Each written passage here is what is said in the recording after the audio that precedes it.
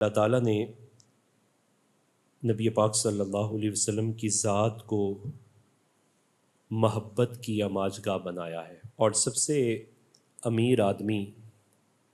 وہی ہوتا ہے جس کے سینے میں اللہ اور اس کے رسول کی محبت ہوتی ہے۔ اور اللہ اس کے رسول کی محبت کے عنوان تو دو ہیں، لیکن راستہ ایک ہی ہے۔ جس کے سینے میں اللہ کی محبت ہوگی اس کا سینہ رسول اللہ کی محبت سے خالی نہیں ہو سکتا، اور جس کے سینے میں رسول اللہ صلی اللہ علیہ وسلم کی محبت ہو وہ کبھی بھی اللہ تعالیٰ کی محبت سے غافل نہیں ہو سکتا۔ امیر ترین آدمی وہی ہوتا ہے جس کا سینہ محبت الہ اور محبت رسول کے نور سے منور ہوتا ہے، اگرچہ وہ کاک کی کلی میں ہی کیوں نہ بیٹھا ہو، لیکن اس کا سینہ نور توحید اور نور محبت رسول سے منور ہے تو وہی زمانے کا امیر ہے، اور ایسا امیر ہے کہ تخت سکندری پر وہ تھوکتے نہیں کہ بستر لگا ہوا ہے جن کا تیری گلی میں۔ اور اسے کسی اور کی تعریف کے لیے کہا بھی جائے تو وہ تعریف کر ہی نہیں پاتا، اور کہتا ہے کروں مدح اہل دول رضا، مالداروں کی تعریف اور میں کروں مدح اہل دول رضا، پڑے اس بلا میں میری بلا، میں گدا ہوں اپنے کریم کا، میرا دین پارائے نا نہیں ہے۔ کہ روٹی کے ٹکڑوں پہ میں اپنے لفظوں کو بیچ دوں تو یہ لفظوں کی حرمت پامال کرنے کی بات ہے، اور اگر میں اپنے لفظوں کی حرمت کو دنیا و آخرت میں پائندہ کرنا چاہتا ہوں تو ایک ہی ذات کی تعریف ہے، اور وہ ہے ذات رسالت مآب صلی اللہ علیہ وسلم، چونکہ ان کی تعریف ان کا پروردگار بھی پسند فرماتا ہے اور ان کی تعریف بھی فرماتا ہے۔ اس حوالے سے پہلی حدیث سماعت فرمائیے۔ نبی پاک صلی اللہ علیہ وسلم نے فرمایا الا لا ایمان لمن لا محبت اللہ، ارے اس بات کو سن لو، اس شخص کا ایمان کامل نہیں ہے جس کے پاس محبت نہیں ہے۔ اور جب محبت کو مطلق رکھا جائے وداؤٹ اینی کنڈیشن، جب اسے ذکر کیا جائے تو اس سے اللہ اور اس کے رسول ہی کی محبت مراد ہوتی ہے۔ جس طرح ہم اپنی روٹین لائف میں ایک دعا پڑھتے ہیں، ماڈرن ایجوکیشن اس کی بلڈنگز کے باہر اور ان کی کتابوں میں بھی یہ دعا لکھی ہوتی ہے، رب زدنی علما، اور یہ دعا لکھنے کے بعد وہاں پڑھنے والا اگر قرآن کے علم کو اور رسول اللہ صلی اللہ علیہ وسلم کے علم کو پڑھنے والے کو یہ کہے کہ یہ تو جاہل ہے، تو اس کا مطلب ہے کہ جس دعا کو دیوار پر لکھنے کے بعد اس کے علم کی قدر بڑھتی ہے تو وہ علم جو اللہ اور اس کے رسول کا علم ہے اس کی کیفیت سے تو یہ ویسے جاہل ہے، تو اس نے اس کا مطلب نہیں سمجھا۔ ہمارے آقا و مولا صلی اللہ علیہ وسلم کی محبت یہ اس بات کی متقاضی ہے کہ جس سینے میں یہ آ جاتی ہے وہاں اللہ تعالیٰ کی محبت کامل اور راسخ ہوتی ہے، تو اس شخص کا ایمان مکمل ہی نہیں ہوتا جس کے سینے میں اللہ اور اس کے رسول کی محبت نہ ہو۔ دوسری حدیث بخاری و مسلم دونوں نے اسے نقل کیا، 12 مرتبہ آپ نے سماعت کی، لا یؤمن احدکم حتی اکون احب الیہ من والدہ وولدہ والناس اجمعین، کہ تم میں سے کوئی شخص اس وقت تک مومن ہو ہی نہیں سکتا کہ جب تک وہ اپنے والدین سے، اپنی اولاد سے اور دنیا کے ہر رشتے سے بڑھ کر مجھ سے محبت نہ کر لے۔ تیسری حدیث نبی پاک صلی اللہ علیہ وسلم فرماتے ہیں احب اللہ لما یغزوکم بہ من نعمہ، اللہ تعالیٰ سے محبت کرو اس وجہ سے کہ اللہ تعالیٰ تمہارا پالن ہار ہے، پروردگار ہے، رب ہے تمہارا، تمہیں غذا عطا فرماتا ہے، تمہاری پرورش فرماتا ہے، اس کی نعمتیں اس بات کی متقاضی ہیں کہ اس سے محبت کی جائے۔ وَأَحِبُّونِي لِحُبِّ اللَّهِ، اور مجھ سے بھی محبت کرو اس وجہ سے کہ اللہ تعالیٰ مجھ سے محبت فرماتا ہے۔ تو اس تیسری حدیث میں جو نبی پاک صلی اللہ علیہ وسلم نے یہ فرمایا کہ مجھ سے محبت کرو کہ اللہ تعالیٰ مجھ سے محبت فرماتا ہے، اور کوئی بات نہ بھی کہی جائے تو یہ بات کافی ہے حضور سے محبت کے لیے کہ خالق خود ان سے محبت فرماتا ہے۔ چوتھی حدیث، نبی پاک صلی اللہ علیہ وسلم نے فرمایا ادبوا اولادکم ثلاث خصال، کہ اپنی اولاد کو 3 خصلتیں سکھاؤ. ان میں سے پہلی حب نبیکم وحب اہل بیتہ وحب القرآن، پہلی ہے نبی کی محبت، دوسری ہے نبی کے خاندان کی محبت، اور تیسری ہے قرآن پاک کی محبت. اب یہ محبت سکھاؤ. سکھانے کا یہ مطلب نہیں ہوتا کہ آپ وائٹ بورڈ لے لیں اور ہاتھ میں آپ کے مارکر ہو اور آپ لکھ دیں. سکھانے کا مطلب ہوتا ہے کہ تم اتنی محبت کرو کہ تمہیں دیکھ کر تمہاری اولاد کے سینے میں محبت پیدا ہو جائے. اتنی محبت ہم سے کرو کہ تمہیں دیکھ کر تمہیں دیکھنے والوں کے سینوں میں محبت پیدا ہو جائے. قرآن مجید فرقان حمید نے اسی وجہ سے، اسی بنیاد پر جو صحابہ کا ایمان اور محبت ہے، اسی ایمان و محبت کو دوسروں کی محبت کے لیے سٹینڈرڈ قرار دیا ہے. اور یہ ارشاد فرمایا آمینو کما آمن الناس، یہ جو دعویٰ ایمان کرنے والے ہیں انہیں چاہیے کہ ویسا ایمان لے کے آئیں جیسے محمد عربی کے گرد حالہ بنا کے بیٹھنے والے ایمان لے کے آئے. یہ پیرامیٹر ہے، یہ سٹینڈرڈ ہے. ان صحابہ کا ایمان کیا تھا کہ انہوں نے حضور اکرم صلی اللہ علیہ وسلم سے محبت کی تو ٹوٹ کے محبت کی ہے. اس محبت میں وہ کسی بھی لحظے میں، کسی بھی انداز میں وہ ناقص نہیں رہے. حتیٰ کہ جب ان سے یہ کہا گیا تو وہ لوگ جنہوں نے اتنی ٹوٹ کے محبت دیکھی تھی نا، دیوانگی کا عالم دیکھا تھا، تو وہ کہنے لگے انؤمن کما آمن السفہاء، کیا ہم ویسا ایمان لے کے آئیں جیسے یہ بے وقوف ایمان لے کے آئے. نعوذ باللہ، انہوں نے صحابہ کو بے وقوف کہا. کیوں کہا؟ اس وجہ سے کہ اس طرح تو بڑھ چڑھ کے محبت وہی کر سکتا ہے جو دیوانہ ہوتا ہے. تو قرآن مجید فرقان حمید میں رب تعالیٰ نے ان کا جواب دیا الا انہم ہم السفہاء، ارے بے وقوف تو حقیقت میں یہ ہیں کہ عقل بھی دی ہے، دل بھی دیا ہے، لیکن دلدار کی محبت سے خالی رکھا ہوا ہے. صحبت کو پانے کے باوجود بھی یہ اپنے سینے کو محبت رسول سے خالی، اور جن کی محبت ان کے لیے ایمان کی بڑھوتری کا ذریعہ بننا چاہیے تھا، انہی پر انہوں نے اعتراض کر دیا. تو گویا یہ اعتراض کرنے والے، محبت پہ اعتراض کرنے والا گویا کہ خود بے وقوف ہوتا ہے. تو قرآن مجید فرقان حمید نے نبی پاک صلی اللہ علیہ وسلم کے صحابہ کی محبت کو اہل ایمان کی محبت کے لیے ایک سٹینڈرڈ قرار دیا ہے. اور اہل ایمان کی محبت کامل تبھی ہوتی ہے کہ جب صحابہ کرام رضوان اللہ علیہ مجمعین کی محبت کے سانچے میں وہ ڈھل جائے. اور نبی پاک صلی اللہ علیہ وسلم، یہ جو چوتھی حدیث ہم نے ذکر کی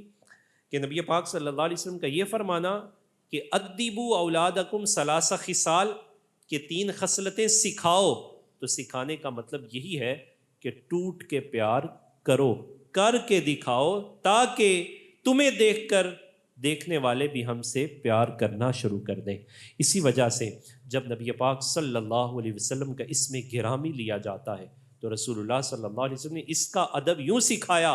فرمایا اگر تم بخیل کو دیکھنا چاہتے ہو نا تو دیکھو، ذرا غور و فکر کرو، جس کے پاس میرا نام لیا جائے اور وہ مجھ پر درود نہ پڑے، سمجھ لو یہی بخیل ہے. اور اسے دیکھ کے خود اپنے بخل کو دور کرو اور مجھ پر درود پڑھو. اور ایک روایت میں فرمایا کہ جس کے پاس میرا نام لیا جائے اور وہ مجھ پہ درود پڑھنا بھول جائے، گویا کہ وہ جنت کا راستہ بھول گیا ہے. اور نبی پاک صلی اللہ علیہ وسلم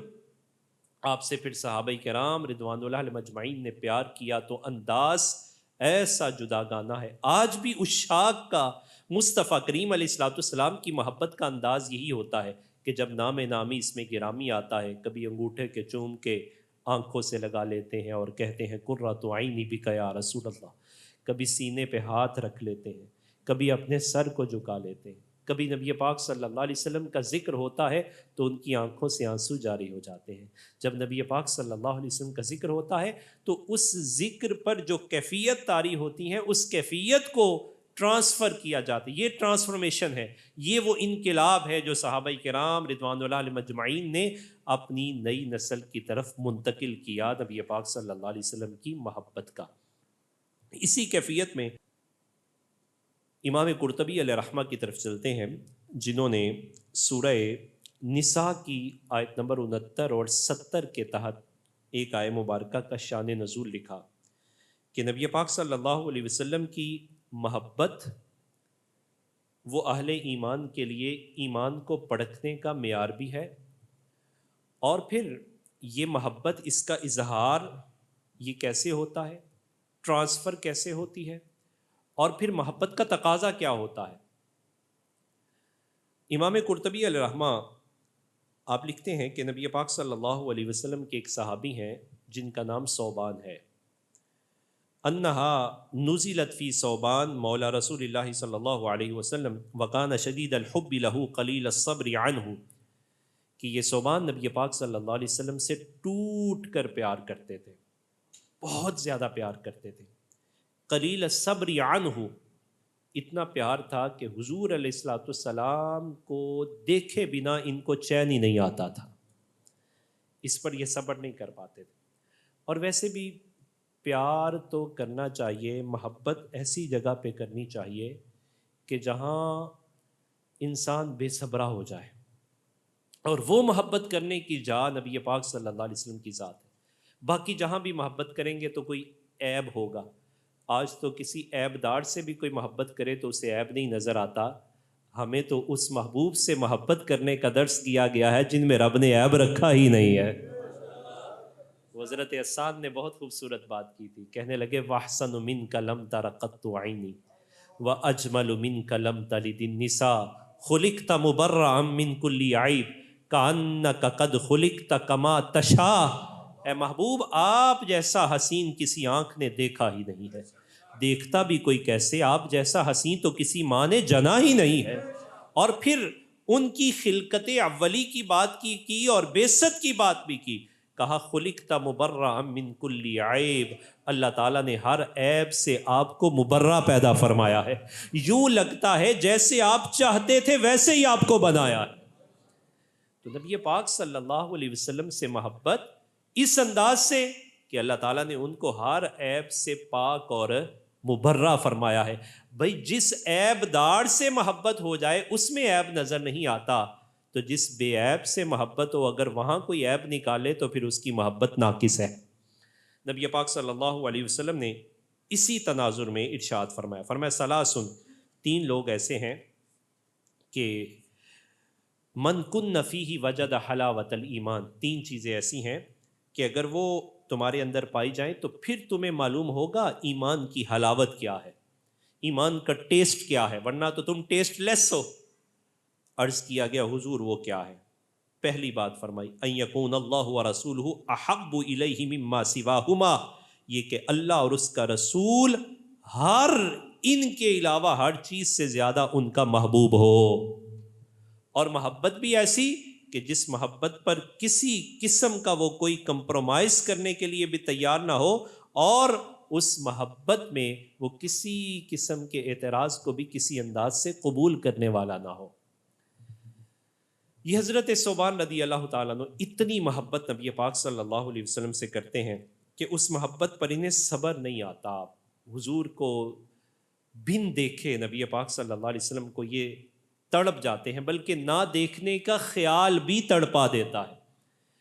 محبت کا ایک اصول یہ ہے، اسپرچولیزم کے ایکسپرٹیز نے خصوصاً حضرت داتا صاحب علیہ رحمہ نے کشف المحجوب میں ایک بات لکھی، فرماتے ہیں کہ جو محبت میں وصل ملتا ہے نا، صحبت کا شرف اور دیکھنے کا جو انداز ملتا ہے، تو اس دیکھتے ہوئے بھی محبت میں دیکھ رہا بندہ ہوتا ہے لیکن ہجر کی فکر ہوتی ہے۔ محبت کا کمال ایک یہ ہوتا ہے کہ آپ کسی اپنے محبوب کو دیکھ رہے ہیں اور دیکھتے دیکھتے یہ خیال آ جائے کہ او ہو اگر یہ میری نظروں سے اوجھل ہو گئے تو پھر میرا کیا بنے گا۔ تو فرمایا پھر وصل کی لذت بڑھ جاتی ہے، پھر اس کے اندر قدر بڑھتی ہے۔ حضرت پیر سید جماعت علی شاہ صاحب رحمۃ اللہ علیہ نے بھی اس پر بات کی۔ آپ فرماتے ہیں کہ اگر کسی کو محبت میں وصل کی قدر کے بارے میں سمجھانا ہو تو اسے مدینہ طیبہ کی یاد ضرور دلواؤ۔ فرماتے ہیں کہ اگر کوئی شخص جس نے مدینہ نہ دیکھا ہو تو وہ ترستا ہے، اور جو مدینہ پاک کو دیکھ کر آتا ہے وہ تڑپتا ہے. اور اس کی کیفیت ایسی نہیں ہے کہ اگر کوئی اسے کہے چلیے مدینہ پاک چلتے ہیں تو وہ یہ کہے نہیں میں تو ایک مرتبہ ہو آیا ہوں. فرمایا یہ تو محبت میں ناقص ہے. بلکہ اس کی کیفیت یہ ہے کہ وہ ایک مرتبہ کیا 1000 مرتبہ بھی جائے تو پھر آ کے کہتا ہے پھر جانے کو جی چاہتا ہے. اس کی محبت بڑھتی ہے. جب وہ عالم تنہائی میں ہوتا ہے 1000 مرتبہ دیکھنے کے باوجود بھی اس کی کیفیت یہی ہوتی ہے اکھا روندیاں زارو زار مدینہ مینو یاد آمدا کتے مر نہ جاواں سرکار مدینہ مینو یاد آمدا. نبی پاک صلی اللہ علیہ وسلم کی محبت میں وہ اپنے آپ کو وہاں دل کے اعتبار سے خرد کے اعتبار سے وہ حضرت نے فرمایا تھا جب مدینہ کا تذکرہ ہوتا ہے تو پھر جن کے سینے میں محبت ہوتی ہے قلبی کیفیت کو وہی جانتا ہے. وہ کیفیت یہ ہوتی ہے جان و دل ہوش و خرد سب تو مدینے پہنچے تم نہیں چلتے رضا سارا تو سامان گیا. کہ وہ بظاہراً آنکھیں کہیں اور ہیں اس کی لیکن اس کا دل خرد دماغ وہ مدینہ طیبہ کی گلیوں میں گھوم رہا ہے. اس کی کیفیات ایسی ہوتی ہیں. تو نبی پاک صلی اللہ علیہ وسلم کی محبت یہ تو وراء الورا ہے. اس محبت میں محبت کا عروج یہ ہے کہ جب وصل ہو تو وصل میں ہجر کی جو پریشانی ہے وہ فکر لاحق ہوتی ہے اور پھر وصل کی لذت بڑھتی ہے. وہ کہتا ہے دیکھوں دیکھوں اور دیکھوں بار بار دیکھوں 1000 بار دیکھوں سفنے دے وچ مینوں ماہی ملیا تے میں گل وچ پا لئیاں باواں ڈردی ماری اکھ نہ کھولاں کتے پھر بچھڑ نہ جاواں. اس سے بار بار یہ کیفیات تر پاتی ہے. حضرت ثوبان رضی اللہ تعالیٰ عنہ آپ کی کیفیات سے یہ سبق اخذ کیا علماء نے. فرمایا محبت کامل کا ایک استعارہ یہ ہے کہ وہ جتنا ذکر کیا جاتا ہے اس کے اندر اتنی تڑپ اور بڑھتی ہے. وہ کہتا ہے تھوڑی اور بات ہو جائے کوئی اور بات ہو جائے اور بات ہو جائے بس میرے محبوب کی بات ہو جائے. زندگی کا اوڑھنا بچھونا اس کا نبی پاک صلی اللہ علیہ وسلم کا ذکر ہو جاتا ہے. پھر حضور اکرم صلی اللہ علیہ وسلم کی یاد میں تڑپنا ہو جاتا ہے. فرمایا یہ تو ذکر کی کیفیت ہے. جنہوں نے وصل رسول پایا ان کی کیفیات کا عالم کیا ہوگا. یہ جناب ثوبان رضی اللہ تعالیٰ عنہ ہے. مصطفیٰ جان رحمت صلی اللہ علیہ وسلم کی زیارت کر رہے ہیں اور زیارت میں وہ حشر کا خیال آ گیا. اور حشر کا خیال بھی آیا تو کیفیات کیا ہے. فرمایا کہ فَآتَاهُ ذَاتَ يَوْمٍ ایک دن وہ نبی پاک صلی اللہ علیہ وسلم کی بارگاہ میں حاضر ہوئے. وَقَدْ تَغَيَّرَ لَوْنُهُ وَنَحِلَ جِسْمُهُ رنگ بدلا ہوا ہے جسم میں کمزوری اور نقاہت ہے. يُعْرَفُ فِي وَجْهِهِ الْحُزْنُ اور ان کی باڈی لینگویج سے انداز سے یوں محسوس ہو رہا ہے کہ بہت پریشان ہے. ہمارے آقا مولا صلی اللہ علیہ وسلم نے اپنی نگاہ محبت ان کے چہرے پر ڈالی اور اپنے الفاظ ان کی طرف متوجہ فرمائے. فقال یا ثوبان ما غیر لونک اے ہمارے ثوبان آج آپ کا رنگ کیوں بدلا ہوا ہے. جب نبی پاک صلی اللہ علیہ وسلم نے یہ فرمایا فقال یا رسول اللہ ما بی در ولا وجع اے اللہ کے رسول مجھے کوئی ظاہری تکلیف نہیں ہے کوئی درد بھی نہیں ہے. غیر انی اذا لم ارکا اشتقت الیکا لیکن ایک بات یہ ہے کہ جب میں آپ کو نہیں دیکھتا نا تو آپ کو دیکھنے کا شوق پہلے سے زیادہ بڑھ جاتا ہے اور جب میں آپ کو دیکھتا ہوں تب بھی یہ شوق اور بڑھ جاتا ہے. جب میں آپ کو نہیں دیکھتا تو شوق بڑھتا ہے اور جب میں آپ کو دیکھتا ہوں تو پھر بچھڑنے کا خوف بھی لاحق ہو جاتا ہے. بچھڑنے کا خوف لاحق ہو جاتا ہے. وَاسْتَوْحَشْتُ وَحْشَةً شَدِيدَةً حَتَّى أَلْقَاكَ اور مجھے اتنی بے چینی ہو جاتی ہے جب آپ کو نہیں دیکھتا. چین اس وقت تک نہیں آتا جب تک سب کچھ چھوڑ کے آپ کی بارگاہ میں نہیں حاضر ہو جاتا. آپ کا دیدار آپ کی زیارت سے مشرف نہیں ہو جاتا اور جب آپ کی زیارت کے لیے آتا ہوں تو پھر اور زیادہ پریشانی ہو جاتی ہے اور آپ کو دیکھنے کا شوق اور بڑھ جاتا ہے. چاہتا ہے یہاں سے واپس ہی نہ جاؤں تو پھر ایک خیال آ کے پریشان کر دیتا ہے. نبی پاک صلی اللہ علیہ وسلم نے فرمایا جب تم ہماری صحبت میں ہوتے ہو تو دیکھ رہے ہوتے ہو زیارت کا شرف پا رہے ہو پھر تمہیں کیا پریشانی ہے. کس چیز کی پریشانی ہے. نہ دیکھو تو پریشانی ہے کہ آ کے اس پریشانی کو دور کر لیتے ہو. دیکھ رہے ہوتے ہو تو پھر کیا پریشانی ہے. عرض کرتے ہیں ثم ذکرت الآخرۃ جب میں آپ کو دیکھ رہا ہوتا ہوں حضور تو مجھے آخرت یاد آ جاتی ہے. کیا ہمیں بھی کبھی آخرت یاد آئی؟ نبی پاک صلی اللہ علیہ وسلم کی صحبت میں بیٹھے ہوئے ہیں اور صحبت میں بیٹھ کے فکر آخرت لاحق ہے، اس اعتبار سے نہیں کہ آخرت میں بنے گا کیا، وہ تو نبی پاک صلی اللہ علیہ وسلم کی غلامی کے اعزاز میں ہی اللہ تعالیٰ انہیں عطا فرما دے گا، فکر جنت بھی لاحق نہیں، انہیں آخرت کی کون سی فکر ہے جو خصوصی طور پہ لاحق ہے؟ عرض کیا ذکرت الآخرۃ وأخاف الا اراک ہنا، اے اللہ کے رسول مجھے فکر یہ لاحق ہے کہ اگر میں نے آپ کو وہاں نہ دیکھا یا نہ دیکھ پایا تو میرا کیا بنے گا؟ زیارت رسول کر رہے ہیں اور زیارت رسول کرتے ہوئے یہ فکر لاحق ہے حشر کی کہ اگر حشر کے دیارے مجھے آپ کی زیارت نہ ہوئی تو صوبان کا کیا بنے گا؟ پھر فرمایا لعنی عرفت انک ترفع مع النبیین وانی ان دخلت الجنۃ کنت فی منزلتی اہی ادنی من منزلتک، مجھے یہ بھی معلوم ہے کہ اللہ تعالیٰ جو مقام آپ کو عطا فرمائے گا وہ مقام کسی کو نہیں عطا فرمائے گا، مجھے یہ بھی معلوم ہے کہ آپ کے تصدق سے اللہ تعالیٰ ہمیں بھی جنت عطا فرمائے گا، لیکن آپ کا مرتبہ بہت بلند اور ہم فقیروں کا مرتبہ تو بہت ادنا ہوگا، تو حضور صوبان ایسی جنت میں کیا کرے گا جس جنت میں مجھے آپ کا دیدار ہی نہیں ملے گا، آپ کی زیارت نہیں ہوگی، میرا درجہ تو بہت ادنا ہوگا، بس جب میں آپ کی صحبت میں آتا ہوں تو آ کے جو سب سے زیادہ مجھے چیز پریشان کرتی ہے، زیارت آپ کی کر رہا ہوتا ہوں تو آپ کی زیارت نہ ہونے کی فکر آخرت مجھے لاحق ہو جاتی ہے۔ جناب صوبان نے ایسی محبت کی کہ رب تعالیٰ نے ان کی محبت کو قبول فرما کے سورہ نساء کی آیت نمبر 69 اور 70 کو نازل فرمایا۔ ارشاد ربانی ہوتا ہے وَمَن يُطِعِ اللَّهَ وَرَسُولَهُ، جس نے اللہ اور اس کے رسول کی اطاعت کی، فَأُولَٰئِكَ مَعَ الَّذِينَ أَنْعَمَ اللَّهُ عَلَيْهِمْ، یہ وہ لوگ ہیں کہ اللہ تعالیٰ نے ان پر انعام کیا، من النبی، یہ وہ لوگ ہیں کہ جو ان لوگوں کے ساتھ ہوں گے جن پر اللہ تعالیٰ نے انعام کیا، من النبیین، انبیاء میں سے، والصدیقین، صدیقین میں سے، والشہداء، شہداء، والصالحین، اور صالحین، وحسن اولئک رفیقا، اور کتنے اچھے یہ رفیق ہوں گے۔ گویا ان کو پیغام دے دیا گیا کہ آج اگر تم نبی پاک صلی اللہ علیہ وسلم کے ساتھ محبت کرتے ہو تو محبت کرنے والے پریشان نہ ہو، بلکہ جن سے محبت کرتے ہو رب تعالیٰ ان کی رفاقت کا اعزاز تمہیں جنت میں بھی عطا فرما دے گا۔ تو نبی پاک صلی اللہ علیہ وسلم کی کامل محبت وہ دنیا میں بھی اس انداز میں ہونی چاہیے اور آخرت کی طلب میں بھی اسی انداز میں ہونی چاہیے جیسی حضرت صوبان رضی اللہ تعالیٰ عنہ نے پیش کی۔ اور پھر یہی وہ کامل محبت ہے جو نبی پاک صلی اللہ علیہ وسلم کے کامل اسوہ کو اپنانے کی طرف بندے کو راغب کرتی ہے۔ اور پھر اس محبت میں جتنی محبت زیادہ ہوتی ہے اتنا اپنے محبوب کی زندگی کو اپنانے، اس کے ساتھ رہنے، ان کے ساتھ رہنے اور ان کے اقوال و افعال پر عمل کرنے کی سینے میں تڑپ پیدا ہو جاتی ہے۔ قرآن مجید فرقان حمید نے پہلے محبت کو استوار کیا اور اس کے بعد ارشاد ربانی ہوتا ہے ما آتاکم الرسول فخذوہ، جو تمہیں رسول عطا کریں پھر اسے بھی تو قبول کرو نا۔ اب میرا اور آپ کا دعوی محبت تو ہو کہ ہم نبی پاک صلی اللہ علیہ وسلم سے محبت کرتے ہیں، لیکن نبی پاک صلی اللہ علیہ وسلم کے اسوہ کامل کو عملی زندگی میں قبول کرنے کی باری آئے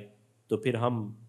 بھول جائیں، انحراف کریں تو یقین کیجئے پھر ہماری محبت ناقص ہے۔ آئیے ذرا صحابہ کرام رضوان اللہ علیہم اجمعین کو دیکھتے ہیں کہ انہوں نے محبت بھی کامل کی اور جب عمل کی بات آئی تو عمل میں ان کی زندگی کے ہر لحظے نے یہ گواہی دی، یہ قول کے بھی سچے ہیں اور عمل کے بھی سچے ہیں۔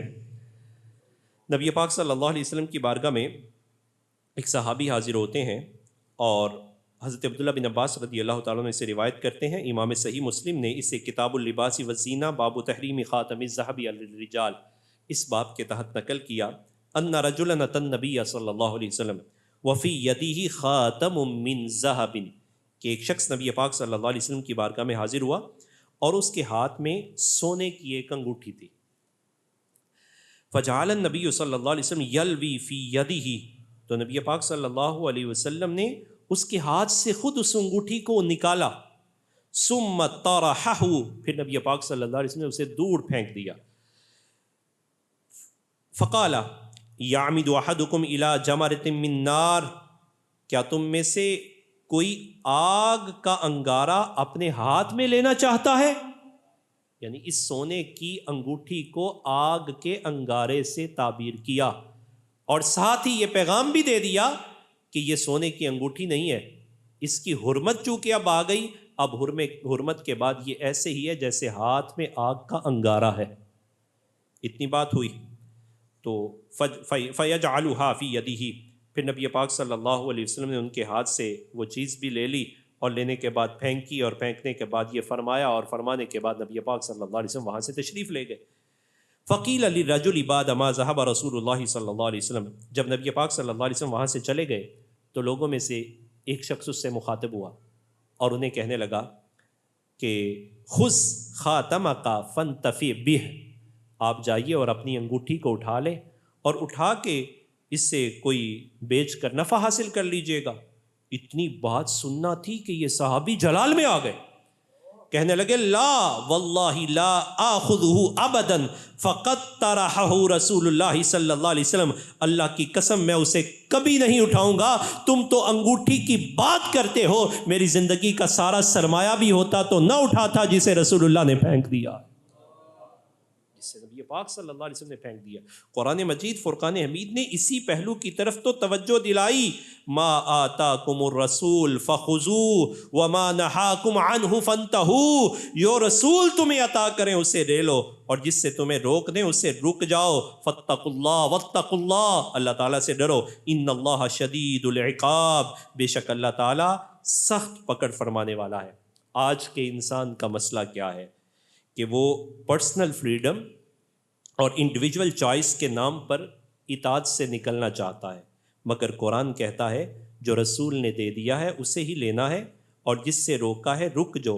یہ ایبسلیوٹ اوبیڈینس، یہ اطاعت، یہ وہ تقاضا ہے کہ جس میں کسی قسم کی نیگوسیشن کی، کسی بھی قسم کی ریشنلزم کی، یا کسی دوسرے ازم کی کسی اعتبار سے کوئی گنجائش نہیں ہے۔ بس ایک ہی بات ہے کہ بس انہیں جانا،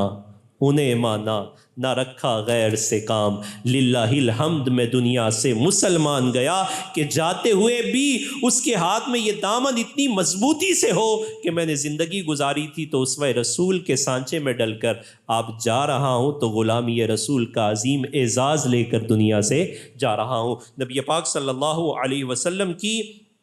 یہ اطاعت صحابی نے جو انداز اختیار کیا، اس میں نبی پاک صلی اللہ علیہ وسلم نے جو انگوٹھی کو پھینکا، بالکل کسی قسم کا کوئی سوال نہیں کیا، بلکہ امیجیٹ ایکشن ہے ان کا، اور پھر اس پر کسی نے متوجہ بھی کیا تو اس متوجہ میں کسی چیز سے ڈیلے یا ایکسکیوز کرنا بعد میں، یا کوئی اور بات پیش کرنا، کسی ایسی بات کو پیش نہیں کیا، بلکہ نبی پاک صلی اللہ علیہ وسلم کی محبت کا تقاضا یہ تھا کہ ٹوٹلی سرنڈر کرتے، تو انہوں نے اسی طرح سرنڈر کیا۔ آئیے میں اور آپ اپنی زندگی کا جائزہ لیں، ہم تو اپنی خوشی کے موقع میں یہ بات بول ہی جاتے ہیں کہ مرد پر سونا حرام ہے، اور اگر کوئی بات بتا دے کہ بھائی سونا تو حرام ہے تو وہ کہتا ہے نہیں دین تو بہت سخت ہے، اچھا بعد میں کر لوں گا، وقتی طور پہ پہن لیتا ہوں۔ صحابی کا عمل محبت تو دیکھیے کہ اس نے پھینکی ہوئی چیز کی طرف، بعض محدثین نے لکھا اٹھانا تو دور کی بات، انہوں نے دیکھنا بھی گوارا نہیں کیا ہے۔ ہمارے پاس دین واضح ہے، شریعت کھلی ہوئی ہے، ہماری خوشی کو بھی ہمارے آقا نے بیان کیا ہے، اور ہماری غم کی کیفیات کو بھی ہمارے آقا کریم صلی اللہ علیہ وسلم نے بیان فرمایا ہے، تو پھر ہماری سوء بختی ہوگی کہ ہم نبی پاک صلی اللہ علیہ وسلم کو اپنی ظاہری زندگی میں ایک لیونگ انسٹیٹیوشن کے طور پر قبول نہ کریں، اور رسول اللہ صلی اللہ علیہ وسلم کی زندگی کو اپنا کر اپنی آخرت اور دنیا کو بہتر نہ کریں۔ خلاصہ کلام یہ، محبت رسول کا اولین تقاضا ہے عملی زندگی۔ اللہ تعالیٰ مجھے آپ کو وہ توفیق عطا